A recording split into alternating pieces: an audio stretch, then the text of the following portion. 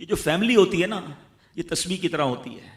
اور ہم نے دیکھا ہے کہ یہ جو ہے نا تسبیح کے اوپر والا حصہ، یہ ماں باپ ہوتے ہیں. جب یہ چلے جاتے ہیں نا تو اپنے بھائی بہنوں کو جس طرح تسبیح کے دانے بکھرتے ہیں نا، اس طرح بکھرتے دیکھا ہے.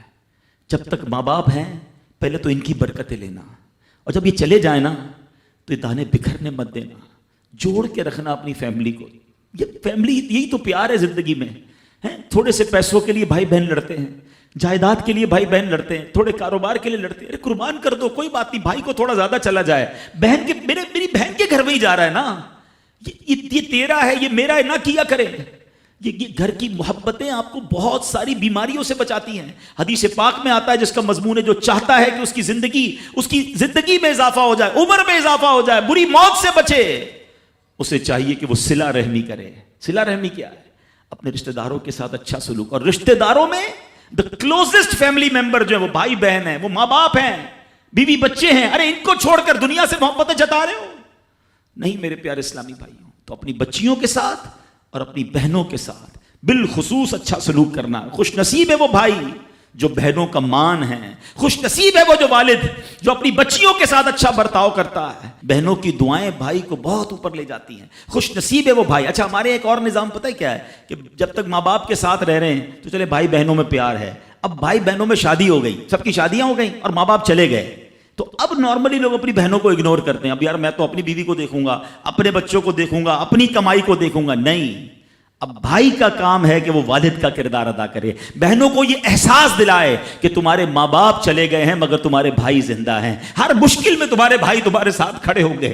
کبھی بہنوں کو یہ ریئلائز مت کرانا کہ وہ اکیلی کہیں کسی پرابلم میں ہو تو وہ اکیلے میں سوچے کہ میرے ماں ہوتی تو میں ماں سے بات کر لیتی، باپ ہوتا تو میں باپ سے کہہ دیتی، بھائی کو کیا کہوں وہ تو سنتا ہی نہیں ہے. ہیں ایسے بھائی آج بھی کہ بہنیں انہیں اپنا دکھ بھی شیئر نہیں کرتی ہیں، بلکہ بھائیوں کو پڑی ہی نہیں ہے بہن کدھر گئی. یہ مت کرنا. اگر تم اپنے ماں باپ کی روح خوش کرنا چاہتے ہو نا تو بھائی بہن جڑ کے رہو، بھائی بہنوں میں پیار رکھو. یہ پیسہ سب کچھ نہیں ہے. ارے جو کچھ میرے پاس ہے اگر میرا بھائی بہنوں پہ خرچ ہو جائے تو اس سے اچھی کیا چیز ہے.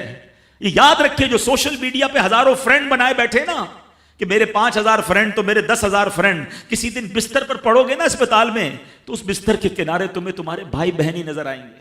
وہ سوشل میڈیا والا تمہارا جو سارے دن چیٹنگ جس کے ساتھ واٹس ایپ پہ لگے ہوئے ہو نا گروپ میں، کوئی نظر نہیں آئے گا. جب تمہارے گھر میں کوئی بچے کا پرابلم ہوگا، آدھی رات کو اگر تمہارے گھر کوئی آ کے تمہیں دلاسا دے گا تو تمہارے بھائی بہن ہوں گے. بہنوں کو حقیر نہ سمجھنا، یہ ان لوگوں کے لیے بھی درس ہے. اسلام جب نہیں آیا تھا نا تو بہنوں کے حقوق نہیں تھے، ان کو کوئی ورثے میں حق نہیں دیتا تھا، بہنوں کی شادیاں نہیں کرواتے تھے. مگر آج بھی کچھ قبائل سنا ہے ایسے ہیں، آج بھی بدبخت کچھ لوگ ایسے ہیں جو بہنوں کے حق دبا لیتے ہیں. ارے بہنیں تو غم گسار ہوتی ہیں، بہنیں تو بھائیوں کا مان ہوتی ہیں. ارے بہنیں ہوتی ہیں تو گھر میں رونق ہوتی ہے. ارے بہنوں کو عزت دیا کرو، بہنوں کو پیار دیا کرو. اللہ کے حبیب فرماتے ہیں ایسا بھی ہوا کہ کچھ لوگوں کی ماں باپ جلدی چلے گئے، اب بھائی پر بہنوں کا بوجھ ہے. ایک صحابی کے بارے میں آتا ہے ان کی 6 یا 7 بہنیں تھیں اور سبحان اللہ وہ اپنی بہنوں کو انہوں نے پالا، اپنی بہنوں کو باپ بن کر پالا. ان کے بالوں میں کنگھی بھی کرتے تھے. اور جب بہنوں کی شادیاں ہو گئیں، بہنیں بڑی ہو گئیں، اپنی شادی تاخیر سے کی اور شادی بھی کسی بیوہ سے کی.